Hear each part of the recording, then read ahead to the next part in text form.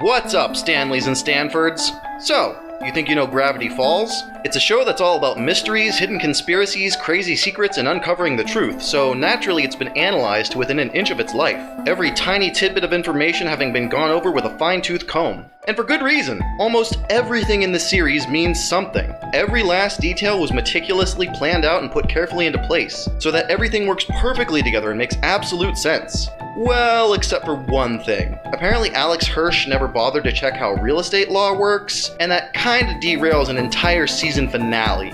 Let's make like a black light on the pages of Journal 3 and reveal this show's hidden secrets. And of course, spoilers ahead for Gravity Falls. So the episode in question, Dreamscaperers, focuses on Lil Gideon trying to obtain the deed to the Mystery Shack. When he's foiled in his first attempt, Gideon summons Bill Cipher and strikes a deal to have Bill steal the combination to the Mystery Shack safe from Stan's mind. When that fails, Gideon resorts to blowing the safe open with dynamite, finally obtaining the deed. He declares that this makes him the legal owner of the Mystery Shack and forces Stan, Dipper, Mabel, and Seuss off of his land. Now, for those who don't know, here's some really advanced real estate law, like super technical nitty-gritty insider info stuff.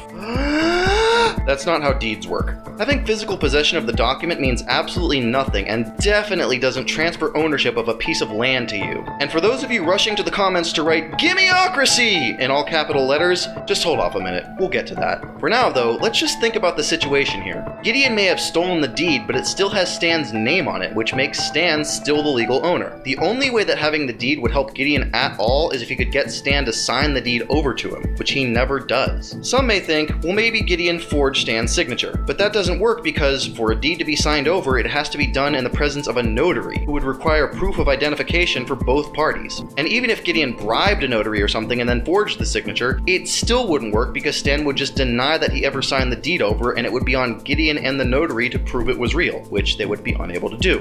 Plus, Stan has 3 witnesses who would testify that Gideon stole the deed, a claim that is further backed up by the huge dynamite-induced hole and blasted apart safe in the Mystery Shack. Plus, everyone in the town knows that Stan and Gideon absolutely hate each other, so none of them would ever believe that Stan willingly signed the deed over. Yet the episode completely ignores all of this, and the townsfolk are just like, Stan gave Gideon the shack even though he hates his guts and is literally telling us that Gideon stole it? Seems legit!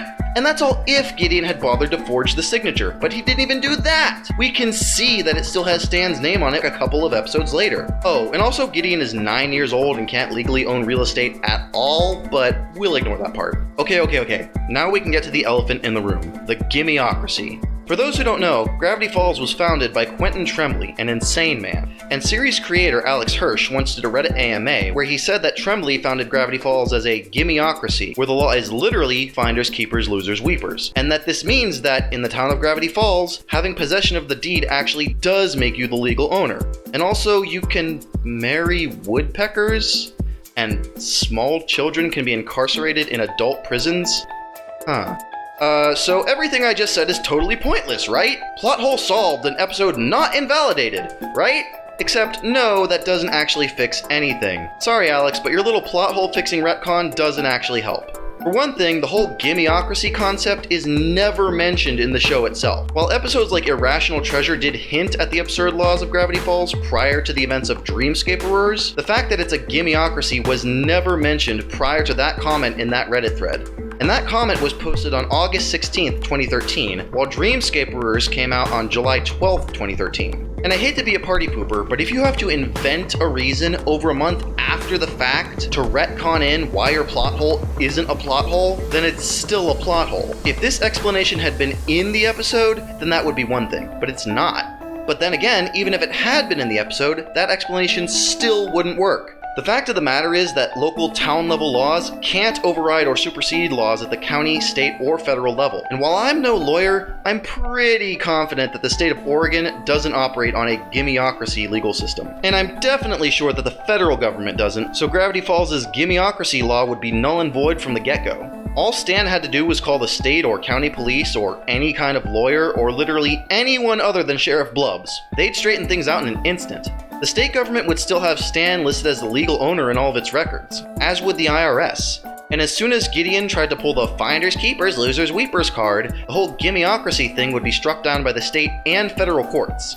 Some people may be thinking, well, Stanley is a wanted criminal. I doubt he'd want the state police poking around his business, much less the feds. But remember, Stan Lee Pines was legally considered dead because Stanley faked his own death and assumed the identity of Stanford Pines when he took over the Mystery Shack. And as far as anyone else knew, the man who was living in the shack all those years was law-abiding citizen Stanford Pines. And Stanley, the guy with the criminal record, was dead. So Stan would actually have nothing to worry about from calling the cops. Plus, the feds do come snooping around multiple times throughout the series, and Stan has no problem dealing with them then. What's also weird is that Mabel and Dipper never even question the fact that Gideon believes having possession of the deed makes him the legal owner. Gideon was born and raised in Gravity Falls, and Stan had been living there for nearly 30 years at this point, so it makes sense they would be familiar with the gimocracy laws. But Dipper and Mabel grew up in California, and had only been in Gravity Falls for a couple months at this point. So Gideon claiming ownership of the shack just because he had the deed should have seemed really wrong to them, yet they never say anything and act like it all makes perfect sense. I feel like this episode could have been greatly improved by adding just a few lines of dialogue addressing the whole gimocracy idea. Like, Gideon is all, I have the deed! Finally, the Mystery Shack is mine! But Dipper says, Gideon, that's not how that works. Just having physical possession of the deed doesn't change anything. Stan is still going to be listed as the owner in all the government records and stuff. Then Stan goes, actually, Dipper, Gravity Falls operates on a finders keepers losers weepers legal system, so having the deed actually does matter. I'm sorry for those voices.